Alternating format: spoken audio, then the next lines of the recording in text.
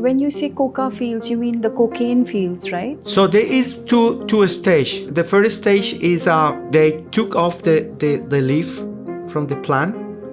They put in gasoline and then mix. They mix all these blenders, and then they put products used for construction.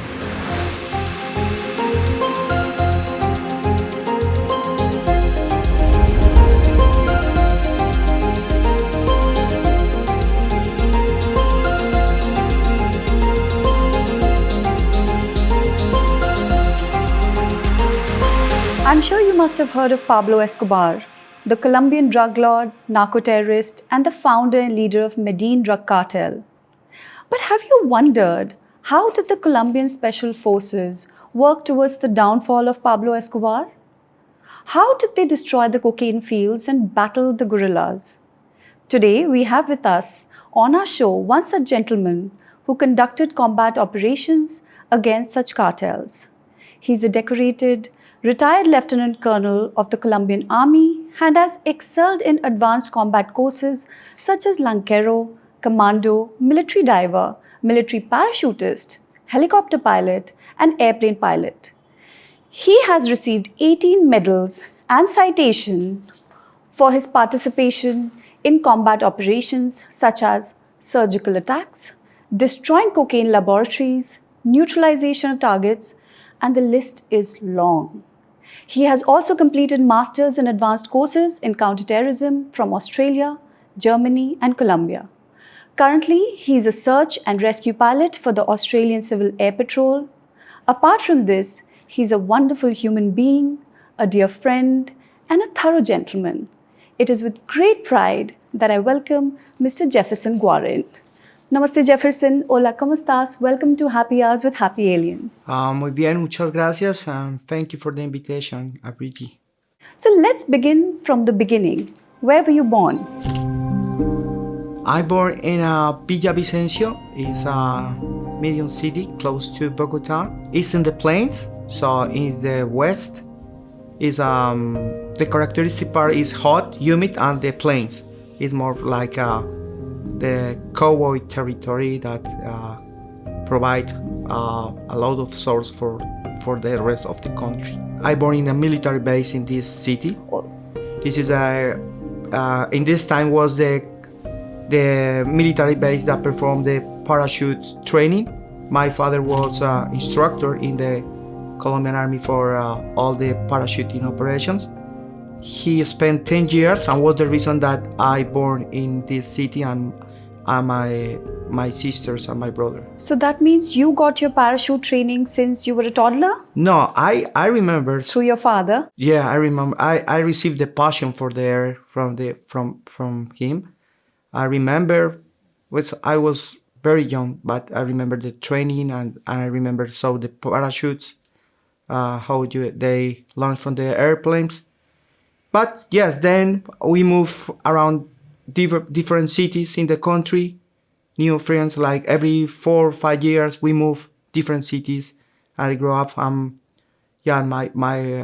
last city was the capital. I finished my high school, and after finish the high school, I joined immediately to the military academy. So how would you describe your school days? Because you just said that you moved from one city to another in different parts of Colombia. So you must have a very rich learning experience while growing up as a kid, especially from the army background. So how would you say it shaped up your mindset? So it was interesting because I have friends from different part of the country. Also in Colombia we have different regions. So for example, some cities are hot all time, all year. Yeah, others are cold, like Bogota all time is cold. So and I practice different sports, and they help me. Yeah, and I different than other kids. I don't have long time friends, but I have many friends from different parts. It's one of the good things that when I moved to different cities. So and all time the people ask me, "Oh, your father is in the army. How is this, or also some people are afraid because for the security issues, and yeah. But was good, was I think like normal. When you said that people were also scared because of security issues, what do you mean? So Why were they scared?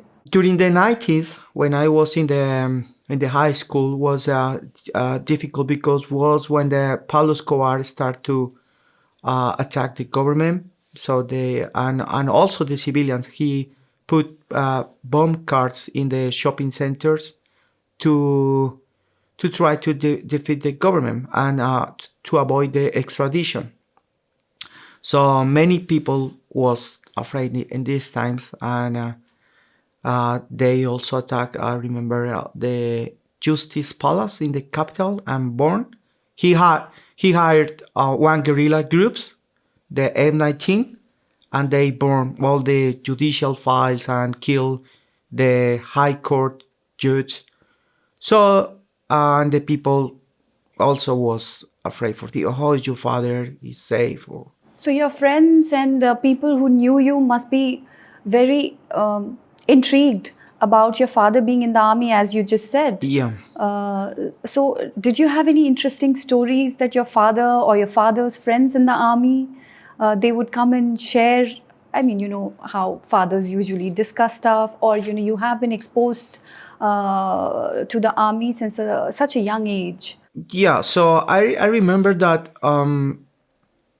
and in 1985 I was young, so in primary school, and we are in one city close to Bogota, 2 hours from Bogota, and they was called for the service during the attack that I told you before when the M19 took the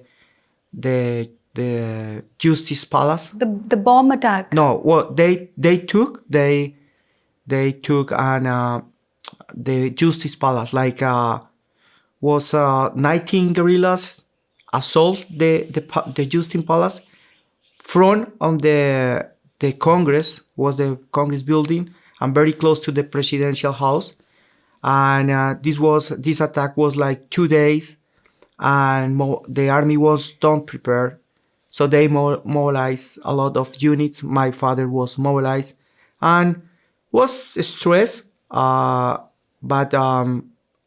finished very quickly after 4 days. He come back, but I remember my mother was stressed. So your father was a part of that whole operation? No, he was called from the other city to try to help, but in the final he only was like a reserve. Then when I grew up, we moved to other cities, and he was more active in more the plane. Actually, there are a lot of planes passing by. So every time a plane passes, I have to stop. Okay. Welcome to the inner west. Yeah. Yeah, there. When the M19 took the Justice Palace in 1985, and was stressed for my mother. I was child, so I just remembered that was a difficult time. And but then when I grew, I remember he was involved in other operations in the jungle because all time he was with the special units or airborne units. So he left the house for 3-4 months and then come back. So and So must be very stressful for your family, especially your mother. all times was very stressed, and during this time I fall in love with the army, but my sisters and my brother don't like too much. Why do you think? Why do you think you fell in love, but your sisters and your brothers who were raised in the same environment, they chose a completely different path? Yeah, Why do you think this was the case? I don't know.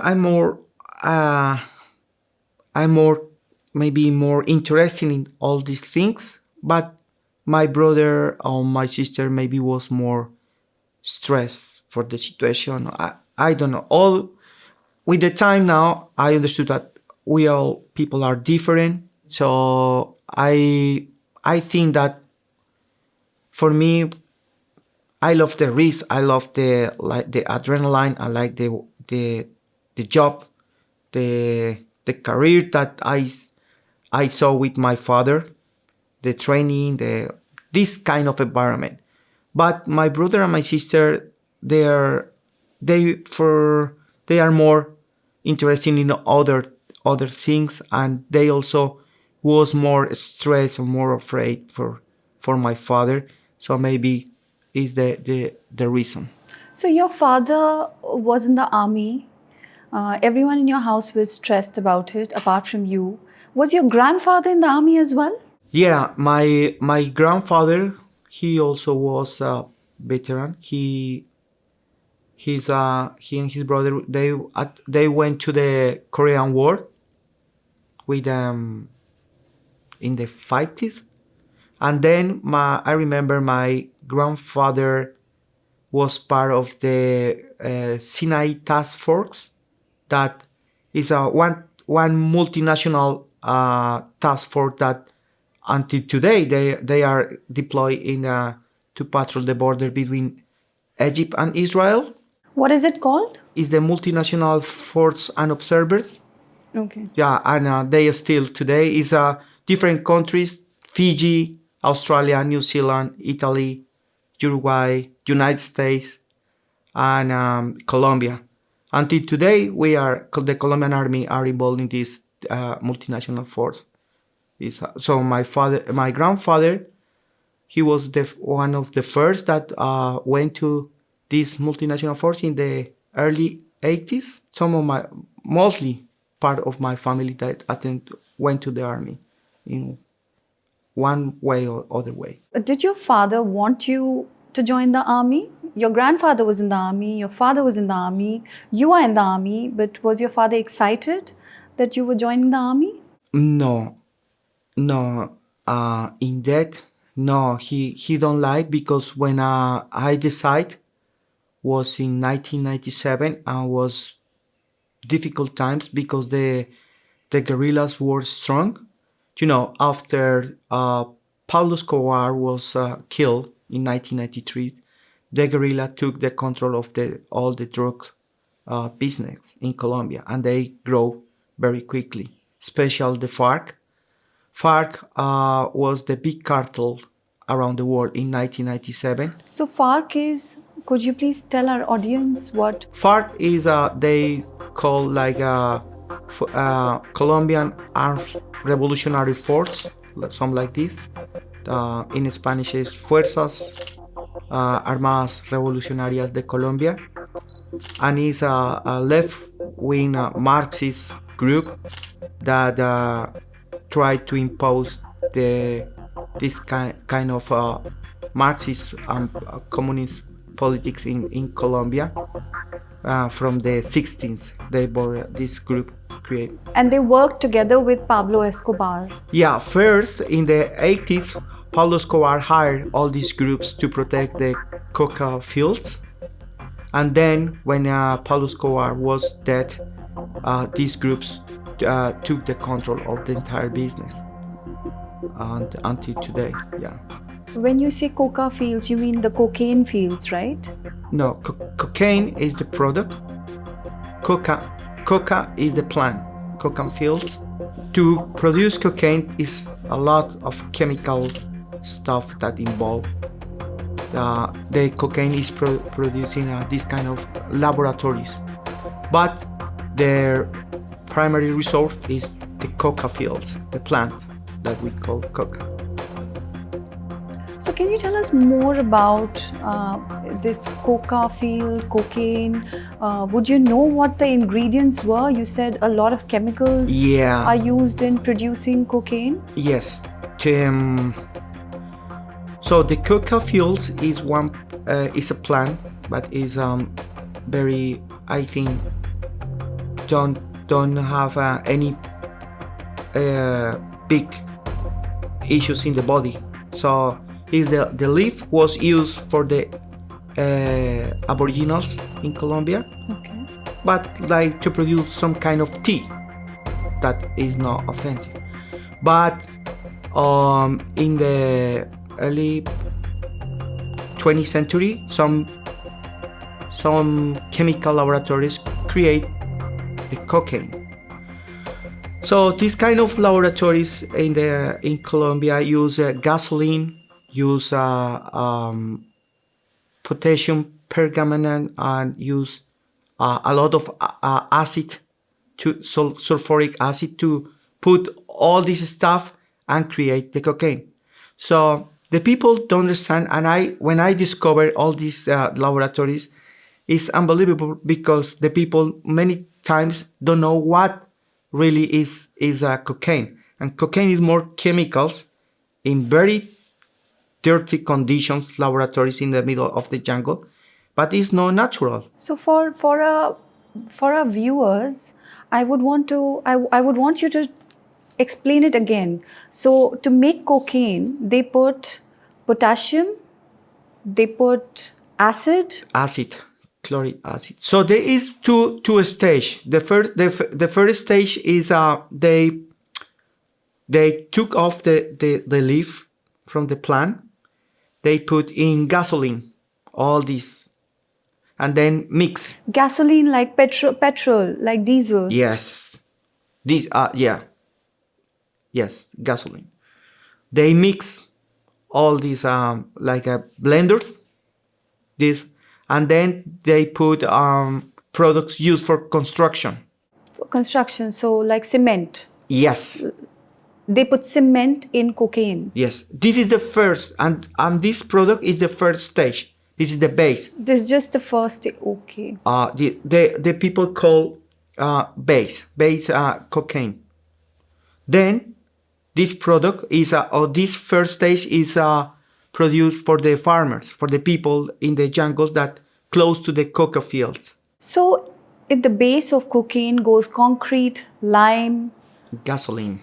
All these acids, gasoline means petrol, diesel. A lot of gasoline. A lot of gasoline. Yeah, sometimes we try to took these products more than the coca.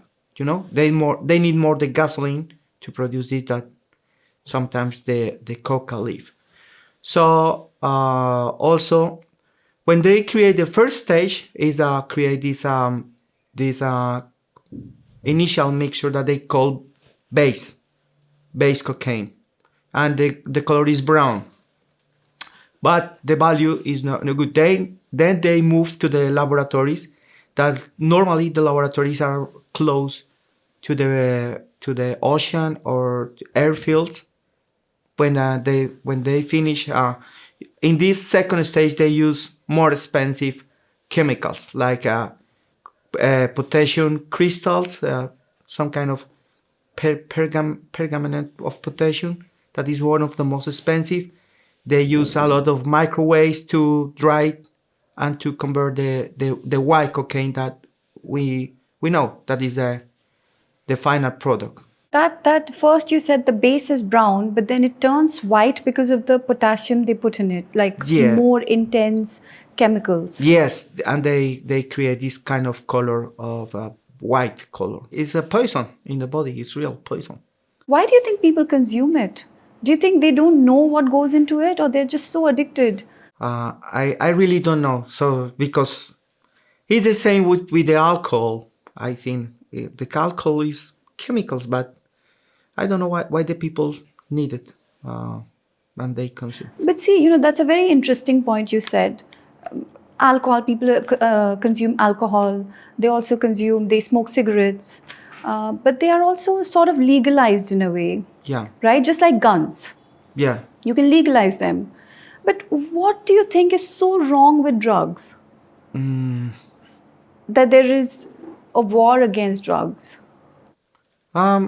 So sometimes I really don't have the answer. I don't know why.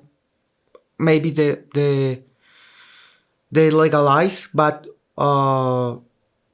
when legalize, maybe they create another kind of a global corporation. I don't know. Maybe other companies like the pharmaceuticals become more rich. I really don't know, but maybe is the answer for to stop um, this violence that come with the drugs is legalized. I think Do you think drugs also funds terrorism? yes, yes, That is one of the reasons. yeah, definitely. In Colombia, they used to sponsor all these groups. So the FARC in Colombia use all these dirty business or all these illicit economies to sponsor all the actions, and to they use this money to buy new weapons, all times to buy j- uh, like drones. Now they are used drones. So in Afghanistan, it's the same. The terrorists use all these revenues that come from the heroin or other kind of illicit drugs to fuel the terrorism activity. So So, do you think that's how Pablo Escobar became one of the biggest drug dealers that we have seen in history? uh, Like, did he also fund terrorism? Uh, they the cartel, the Medellin cartel, was one of the first that used all the money to fuel the terror and to put this money in the for the terrorism. Yeah, in the 1980s, and maybe yes was one of the reasons they used the violence to keep this business and to try to destroy all the government to only for to keep the power. So, and unfortunately, the drugs now is one of the more the illegal business that fuel the terrorism around the world. Yeah. why do you think then people joined Medellin cartel, joined Pablo Escobar, rather than, for instance, joining the army? Um, so different situation is and unfortunately this kind of people use the people in poverty conditions to buy his this kind of kids. Especially they try to hire kids in the between the 14th 16th, so they use teenagers and they put one bike, or they put now one cell phone or one weapon, and they try to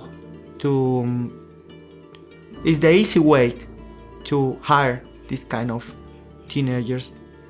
But and also is for many people is the easy way to have some income. Many people are in poverty conditions and they need the money. So, and it's when this kind of organizations, whatever, uh, is ISIS or Hezbollah or Pablo Escobar or the different cartels around the world or whatever, they try to find and take advantage for these poverty conditions and destroy this kind of teenagers because they don't have, unfortunately, one daily income to survive. So they're monetarily driven. I think I know different people that they want the easy way. It's the easy way to have money.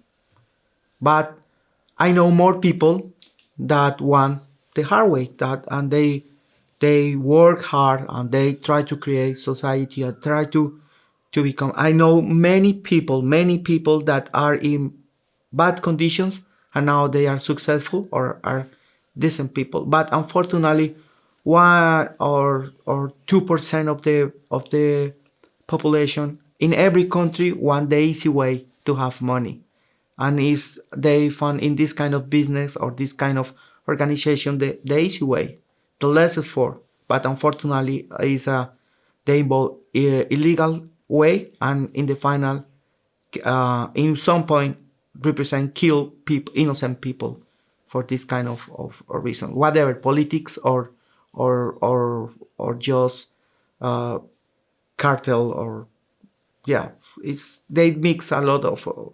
Did you, during your time as an officer, did you ever have to deal with insurgents who were teenagers, Yes, a part of FARC, or you did? yeah, yes, and they are many. We capture many times. They are young people, and they don't have more opportunities. They don't have and the guerrillas try to make brainwash with this all this communist narrative, and try to say that oh, the enemy is the army, or we kill all people. And so the way is when we capture and we try to show how is the real values of the army, how they can become successful. And so we have more people capture or more guerrillas capture history in Colombia or demobilize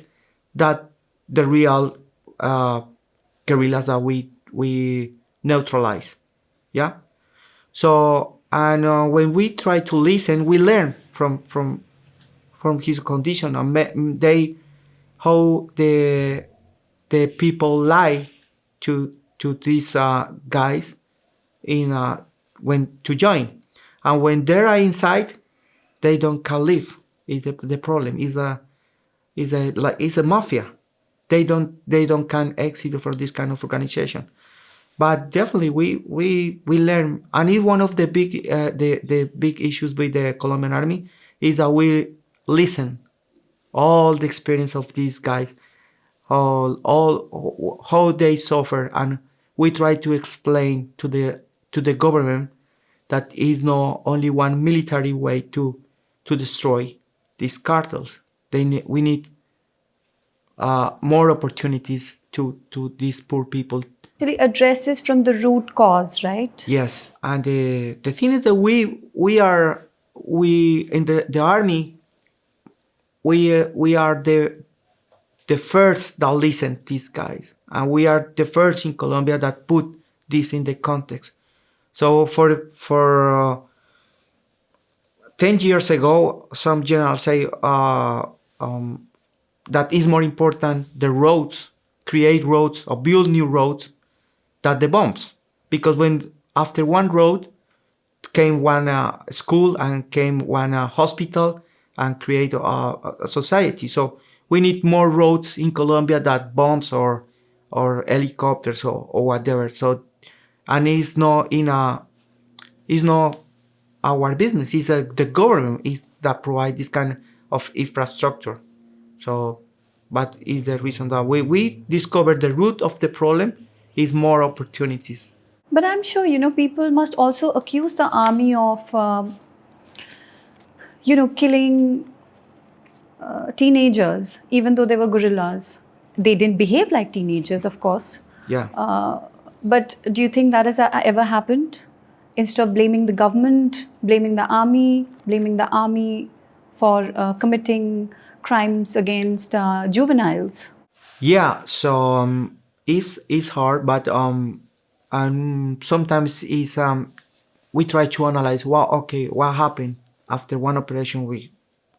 Sometimes we kill people or young people in his 17s, his 18s, his 16, and it's hard because they are Colombian, no, and they have families. Yeah.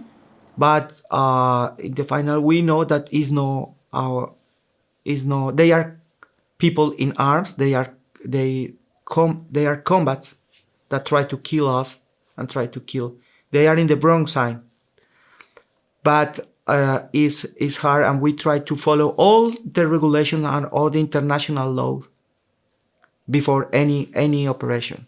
As they say, one man's terrorist is another man's freedom fighter. So, for them, you may be a terrorist. For you, they are the terrorist. Yeah, And but it's interesting because in Colombia we have long history that all these groups demobilized and became political. 20 years ago or 30 years ago, when you were growing up, was it the same? 20 years ago we are surrendered for the guerrillas, for the FARC. They are close to Bogota, and we was very close to declare like a failed state. And So this was in 1997, just when I joined to the military academy. The guerrillas was around the Bogota, the capital, and they took other small towns. And this time the president in 1998 created a big pistol, and they demilitarized a big area, more than 64,000 square kilometers. Is like they create like a small country inside just for the FARC. And the FARC, we spent like 3 years in talks for nothing. In the final, they continue attack, and in 2002, the president stopped the talks, and we retake this area. And when was the first time you combated after joining the army? This operation was in 2002, when I tried to return to recover all this area from the terrorism. So And what weapons did you use? so the main weapon that we use in Colombia is the rifle. It's from Israel. We call the Galil. They use for all the armed forms. We also use the American, the M4. For retake this area, we use all the power. So we use the Air Force, use the attack airplanes. We use the helicopters, the Black Hawks, to enter to this area and perform air assaults. Was five kind of small towns in the area. So we took at the same time during the night. Was in 20 of February of 2002 was the date that we performed this operation. I was second lieutenant. So did you kill someone, or you were second lieutenant in that operation? I was part of the first unit that took the town, but the guerrillas leave. They bomb some cars, but they don't never put any combat front to front. They only attack or put bombs, but they never confront in a real. Were you the Bronco commander? Is it that operation you're talking about? Yes. Yeah. You were the Bronco commander in the Operation TH6 and led the liberation of the San Vicente town from FARC. And the president of Colombia, Andres Pastrana, came to congratulate you and your team. Yeah. And we have a photograph of that with us. Is it that one? Yes. How was it? I mean, the president also came, and I think he came to congratulate you. And that was your first combat. I think you did a great job. Yeah, Don't was my first combat. Was my first big operation, or my first because I'm spent 2 years in this area. I have experience, and was the reason that the army decided that I'm go with the soldiers that I lead to liberate this town. But was successful. So and to liberate, because the town, the people, after 3 years under the regime of the FARC, they can go out the town. They need pay ransom for everything, for the food, and they create like a narco state inside. So the people, for me, was a good satisfaction when the people come and say thank you for come, thank you because now we are free again, um, and um, and um, and the president just come and say okay, thank you, but he leave. For me, it was good because he's the president. And I'm a star in my career. And at that time, you were not a part of the special forces, right? I was training for the one American special force group that come to Colombia, and we learn techniques. So to become in this group, we need first to one advanced course. We call the combat advanced course that is name is Lancero. It's 3 months. It's very hard. Survive in the jungle. All times we don't sleep. All times they are try to put situations, and we need to take decisions. So these they improve the decision making during the stress situations. After this course, I became combat dive or parachute, and then when you complete all these basic course, you move to the special force, and they train you more in techniques, and is more like use special rifles, special things, how to jump in the night, use the night vision goggles, to be perform operation in small groups, yeah, and the most important one is the good satellite communications that it help a lot in the middle of the jungle. So when you say that the course was very difficult and they would always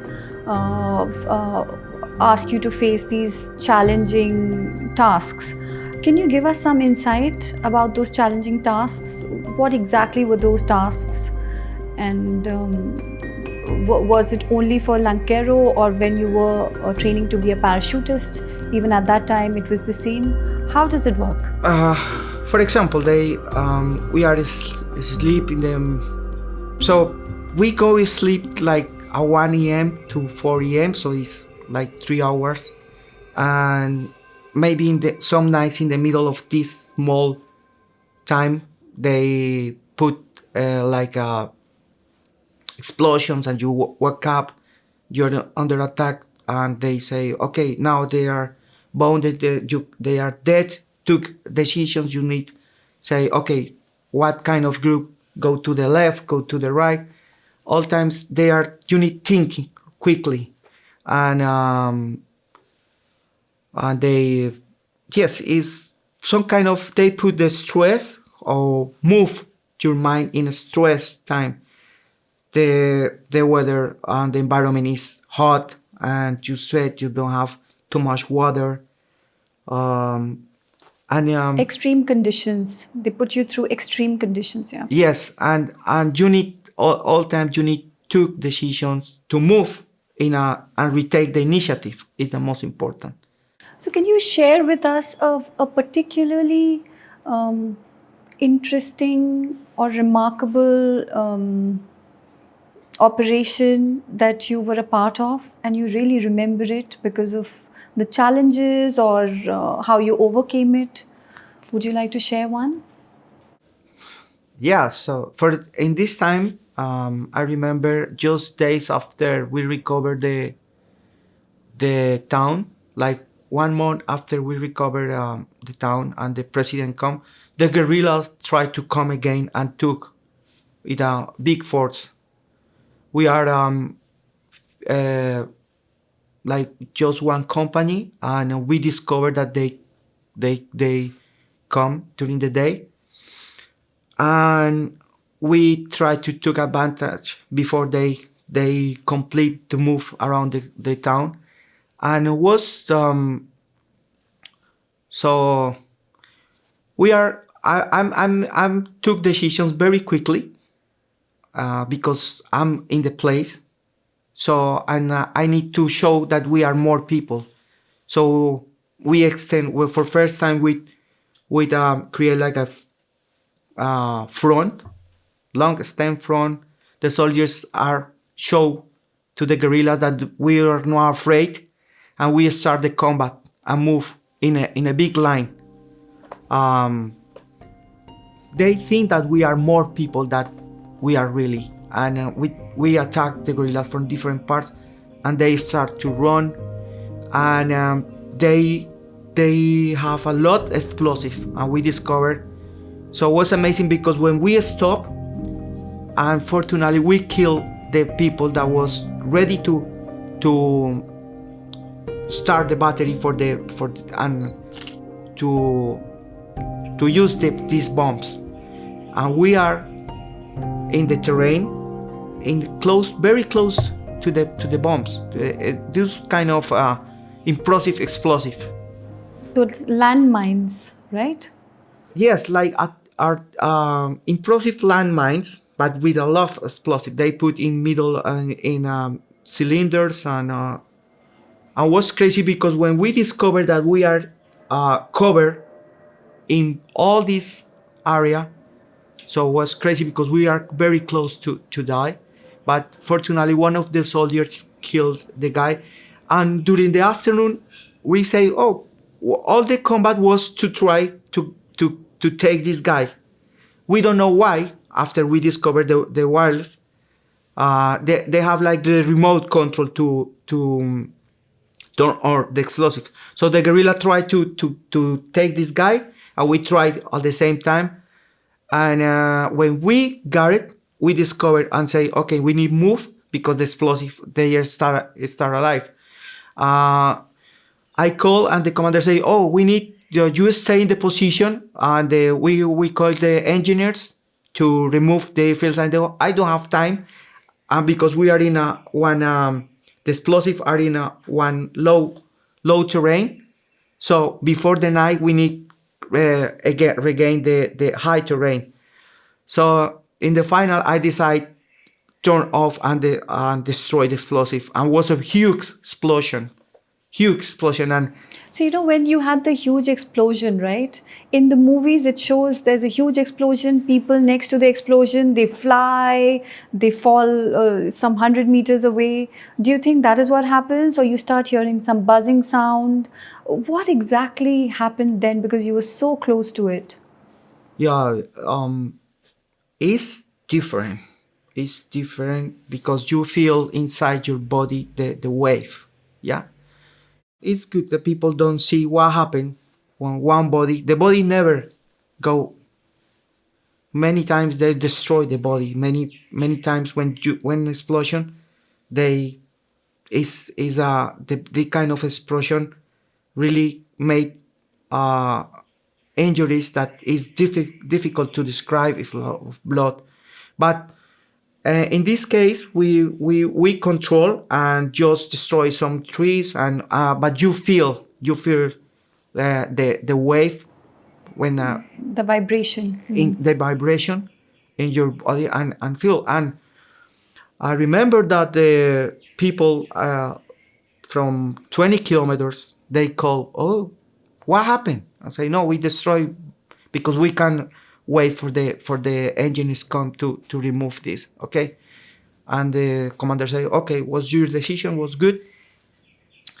Yeah, but this was in 2002. Then So when you became a fighter jet pilot, helicopter pilot, I think you've gone on various missions as a helicopter pilot. And I saw a photograph of you. You're sitting in the helicopter and you have two guns. Inside the helicopter. How do you multitask? Can you share with us the whole experience from the beginning? So when you go, you sit into the plane, inside the plane. Tell me about that whole mission. Are you alone in the plane, in the no, helicopter, or you have a fellow commander, or okay. you go first to check the coca fields? How does it all happen? So in 2004, I was selected for to become helicopter pilot. So usually I flew the Huey. Is one American helicopter. So United States donate a lot of helicopter for Colombia to stop the drug cartel and store the FARC. And we used to most for this mission, but also involve mission like pick up soldiers that are wounded many times. So normally we are pilot and co-pilot and two gunners in every site. And so when we are in one mission, usually it's 2 or 3 helicopters. Yeah. Normally I provide the escort for the other helicopters that land. So we use this kind of machine guns to avoid or to any threat for the people that are in the land, pick up the soldiers or they put the soldiers in the foot. Yeah, but before any mission we have a good we make planning, or we have a briefing, or depend of the mission.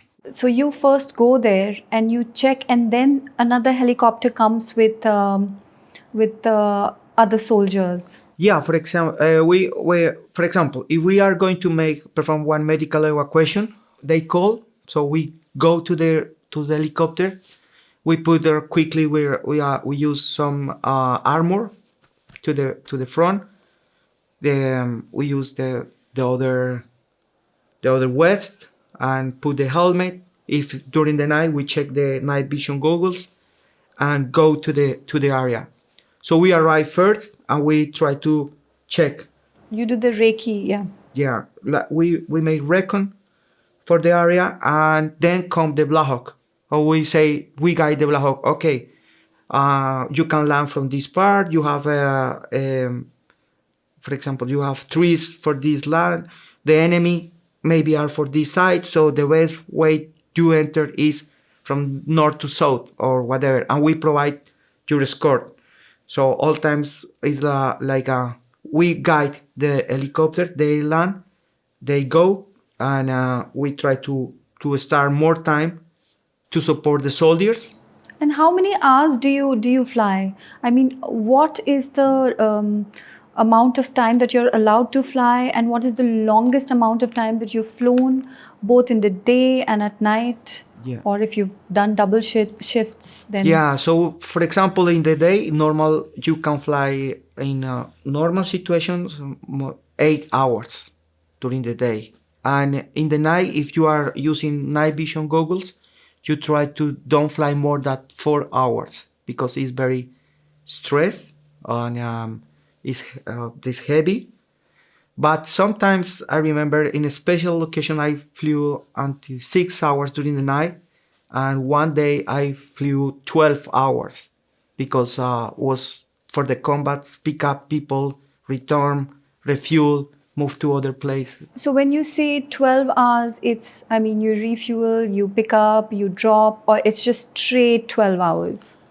Yeah, so I remember just one day I'm start to fly like 7. I was night tripulation, but something happened and was a massive attack in a small town, and they need a lot of tripulation. So the commander say, "Are you rest?" We rest because we don't fly for 2 or 3 days. So we are ready, and we go. But the good thing was that we share. All the night crew was sharing different helicopters, but the night crews we also use have the night vision goggles. So we decide come with the night vision goggles because we never know. And so we move to other small town, and every hour the operation become more complex, and we start to move more soldiers, and we start to pick up people that was wounded. And I remember that we don't sense the hours, and like at 2 p.m. we landing for refuel, and the commander give sandwich and some coke, some food, and we and continue. But the stress of the adrenaline you don't have. And finally, we return. So that's very interesting, actually. So you said you had sandwiches in between, but you were so full of adrenaline that you were just still focused on the operation. Yeah. There are times when you're just in the field with fellow commanders, hiding behind something, waiting for your enemies. And meanwhile, in that situation, how do you deal with stress? You are focused, you're waiting for your enemy, but you never know what time the enemy is actually going to come, from which direction. So, what do you guys do at that time? Do you crack jokes? Do you sing? Do you pray? What do you do? No, we try to use more jokes Jokes. to relax. Yeah, so to okay, we go to stress and we are ready. But one of the things that we learned from the from the beginning of the training was that the people are in good condition, good shape. Yeah. So and as commander of the plane, we try to reduce the stress, make some jokes, ask for different or for the soccer. So can you tell us about some joke? Some joke that you remember from all these years ago, which you still think and you laugh. Do you have something like that? Um, no, sometimes I remember some gunners say, "Oh, looks like it's a strong enemy," or the is a big force, and I told, "Oh, are you scary?" And he say, "Oh yes, a little." So I say, "Oh, you need buy a dog, and the next time come with the dog," and the people know what. If you are scary, you need to have a dog or something like this. But always respect the others. Try to reduce the stress and never try to accept any risk that. So uh, you need be think first that act or to fly that can involve in any kind of accident because this kind of situations is worse. So we took a lot of risks, but all in a like a team. We took the risks. If any say really I don't like, so okay, we say no. We need all. We agree with that. Took the action. We go. What motivates you to face your enemies, face the terrorists? What is your motivation?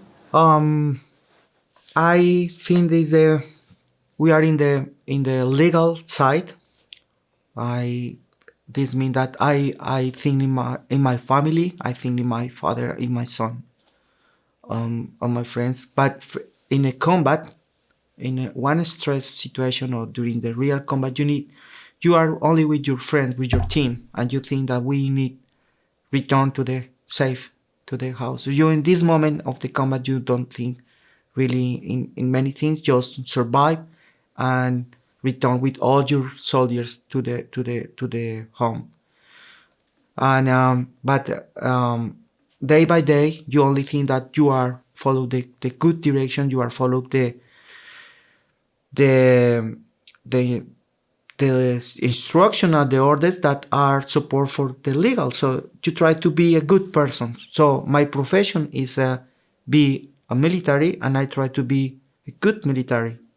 But it's done. So at that moment, you're not thinking about, or are you thinking about, my nation, I'm a Colombian, I'm a soldier, or you're thinking more about your teammates, the camaraderie, and that you're working as a team, and that is the most important thing. yeah, I think in the combat during the combat you are really thinking in survive and how you can return all your team because you are the leader.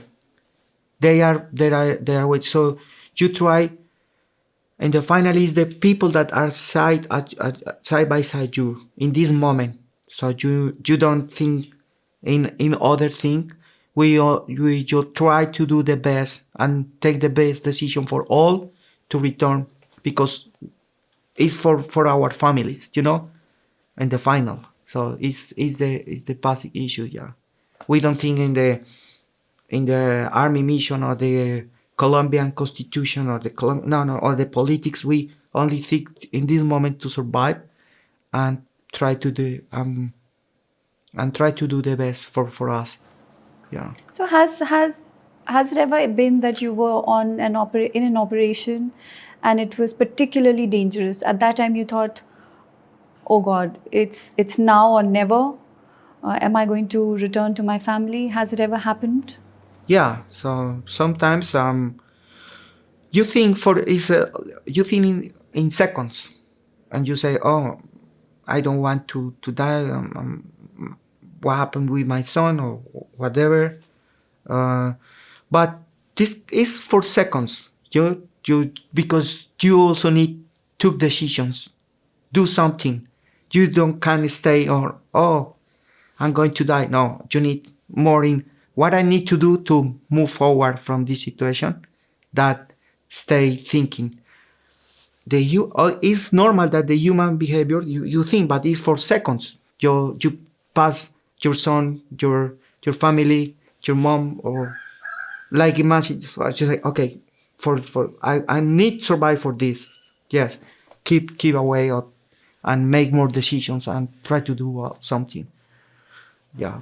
I remember once you told me that in your while you were flying the fighter jet pilot or fighter jet or the helicopter and then it got shot or there was an engine failure and then you ended up in the fields Yeah. surrounded by the guerrillas. Can you tell us a little bit more about that story, please? They in Colombia they use some kind of soccer balloons with explosive, and they explode and they create like a bubble, and this bubble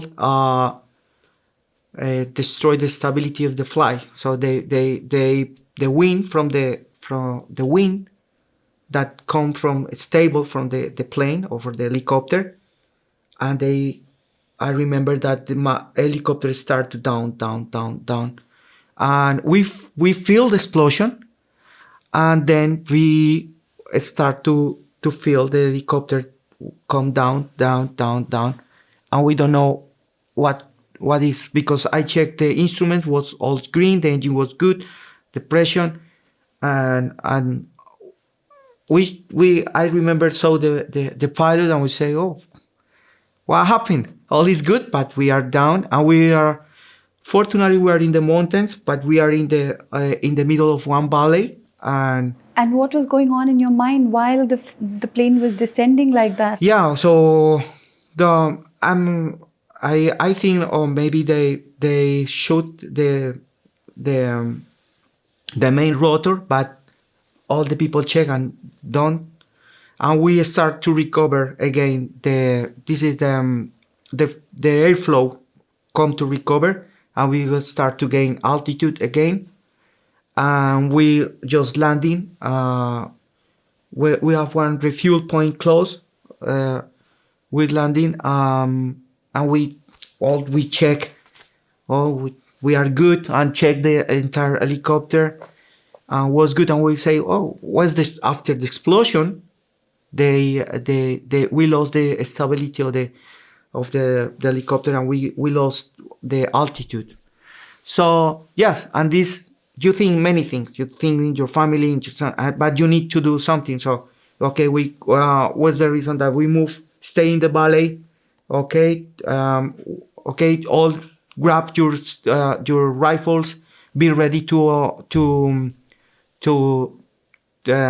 perform one emergency evacuation. Okay, be ready. Okay, and start to take the essential to survive. But fortunately, one was good, and yeah.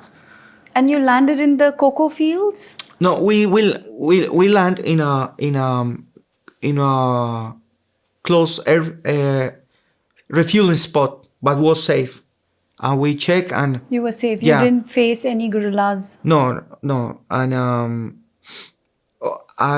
other day I come to help. Other helicopter was shot down, and we try to recover the crew that was landing in the middle of the cocal crop. Yeah, and we saw the guerrillas try to took the helicopter that was down, and we started all day protect the crew, and then put more soldiers, and we recovered the site. Yeah, so this last 20 years we have a good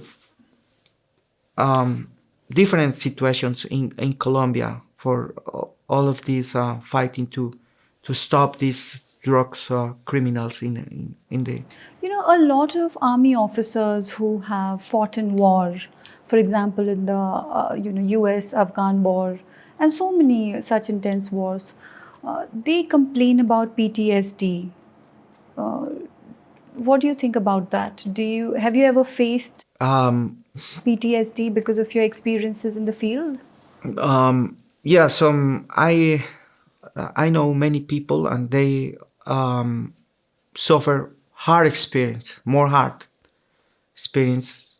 So they maybe saw some kind of explosion on he, or maybe they lost one feet after the explosion, and they saw, or his friend was killed and disappeared in an explosion close. So I know many people close to me that suffer this kind of experience, and is most traumatic. Fortunately for me, I think that I never experienced some kind of experience like this traumatic experience. But Why do you think you were not impacted? I mean, is it because of a strong family, strong values, strong community, support from the community? yeah, and I think the no, I think it's the family, and it's very important. But also, I think that I don't suffer the same trauma that others. So maybe I was lucky, and that really, Truly blessed. yes, and that avoid for 20 years was lost time. But I really try to compare my experience with others and say no, I was lucky, and don't suffer. But yeah, sometimes my wife say that I'm middle of the night, I wake up, and I don't really now it's less than before, but sometimes, yeah, I woke up, I'm thinking in some of this situation, and I wake up, but now it's less, and like maybe 1 or 2 times in the year, but no like recurrent or all nights, or I can't, no. But I think it's normal, and also every human is different, so all people deal with these situations different. But it's important that your family have support you, and yeah, and the values that you have. Yeah. That brings me to the next question, and that is about India. Have you ever been to India? No, I don't have the pleasure yet, but yeah, I know people. I during the master here in Australia, I was close to some Indian people that work for the police or the army, and yeah, but until today, I don't went before to India. We have just celebrated 25 years of our victory over Pakistan in the Kargil War. Now, coming to Pakistan, India has been dealing with insurgency and terrorism, and now with the change in the geopolitical status on our eastern frontier, in reference to Bangladesh, do you have any insights that you would like to share with us, given your experience and expertise in fighting the guerrillas? No, I never before trained with Indian Army, but I study, for example, the Mumbai attacks for all the counter-terrorism, to learn how the special force deal is in one urban and very crowded environment. Was difficult situations, and but I think that India now is a good They are rethinking and they reshape all the military force, especially the army. India have good experience, especially the Navy have a special, one of the more sophisticated special force that deal with the Navy threats. And also I think that now India move to train more with the United States, and it's the same standard that we use. The United States use the technology to try to reduce the impact of the operation and be more we saw surgical operations to try to avoid the collateral damage. It's very important because when you reduce the collateral damage, you gain credibility and the support of the population, you know. So what do you mean by collateral damage? So you only need neutralize the threat, the terrorist threat, and avoid at the minimum the damage for the civilian of people that are innocent. So before we only think and destroy the enemy and don't think in the people around 40 years ago, 50 years ago. But now when we learned that this kind of operation destroy the credibility of the support for future operations, we need sometimes to avoid. In Colombia, sometimes we have to cancel operations because we think that the collateral damage is more than the real the value of to neutralize some target. So it's better waiting that don't put in risk a civilian life. And it's one of the things that we try to learn more and adapt because it's very important. I think it's most important the civil support for in the future that the one successful operation for one day. So it's a thing. So what is it that the Indian army can learn from the Colombian army and the Colombian army can learn from the Indian army? Yeah, so we are different, but in this kind of specific counterterrorism and surgical operation, I think the most important that we learn from the United States is training. So we train hard and be ready to the worst scenario. And this help us for to deal with some kind of threat. But unfortunately, training means money, but is the only way to be ready for the situation. So Colombian army can we teach now in Latin America this kind of I don't know, of technique or whatever that is training in peace and be ready for the worst scenario. We training now all people in Latin America, and also is one of the good things is that every year we have one international competition only for the special force that involve from Canada to Argentina, and every year we try to learn from each other a different kind of techniques during this exercise, and it's like good to be ready for any kind of trend. So also it's important have a good relation with the other armies to try to cooperate, because the terrorists they move, they don't recognize borders. So now we need to understand and try to work more and cooperate more with the entire environment. So when you come to India, what would you like to do?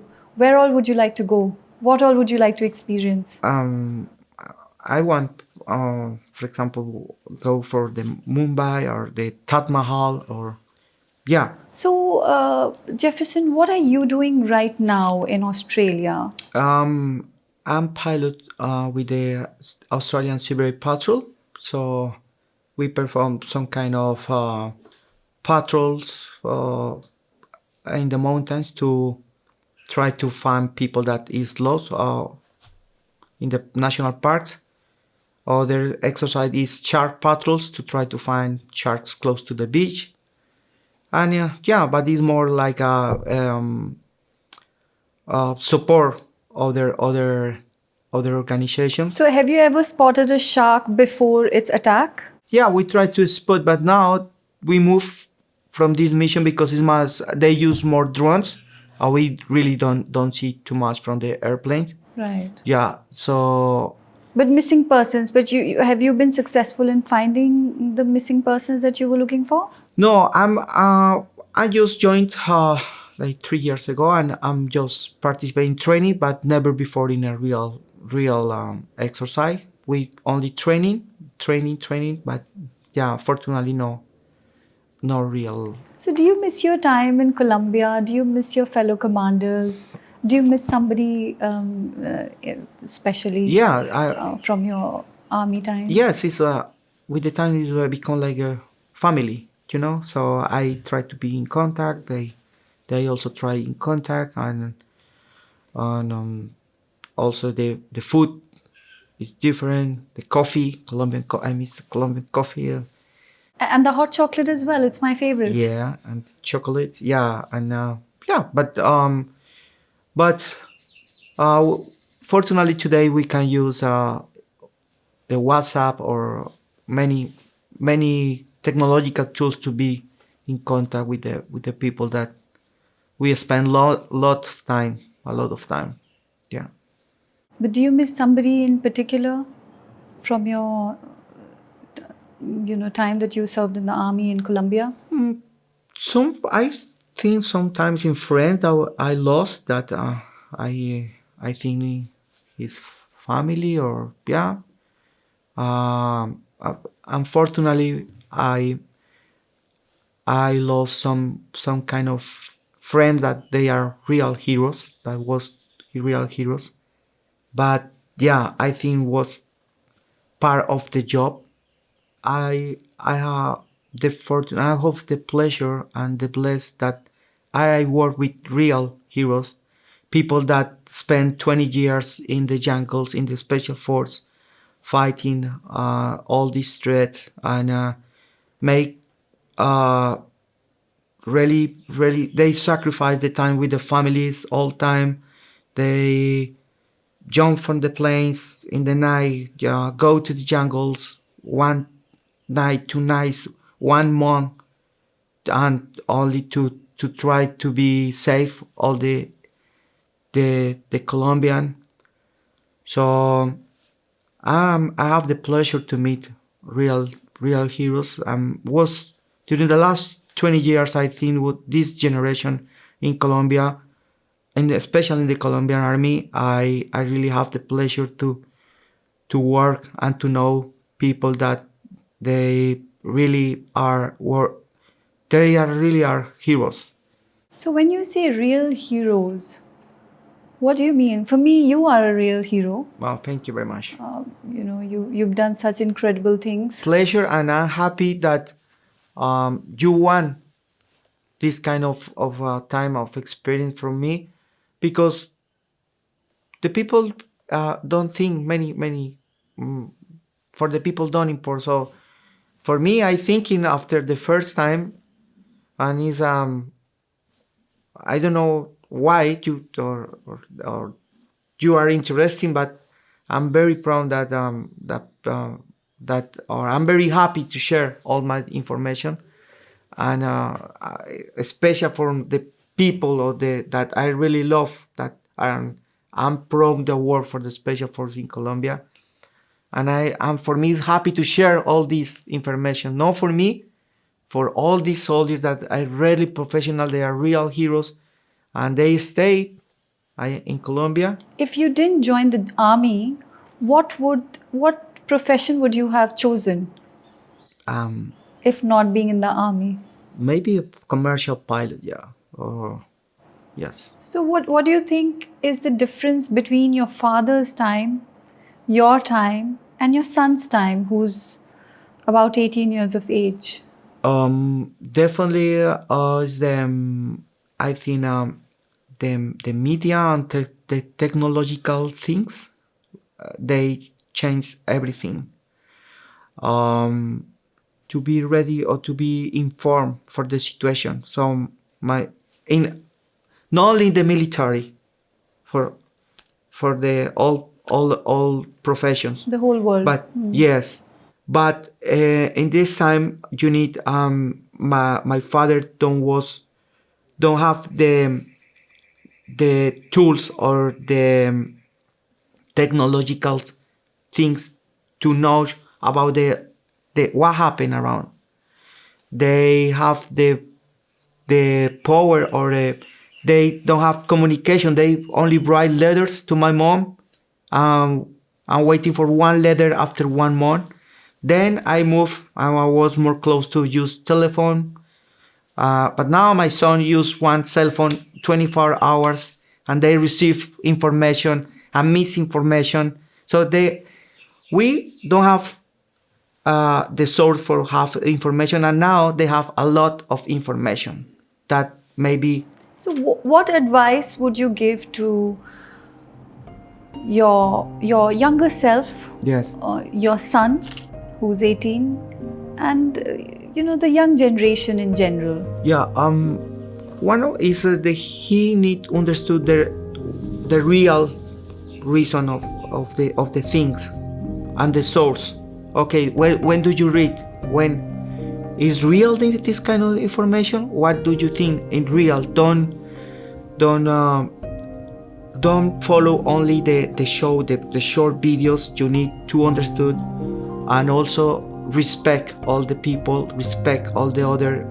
This is now in this moment the world is total interconnect, and you need understood the other people before you made any kind. I think critical research mindset, right? Yeah.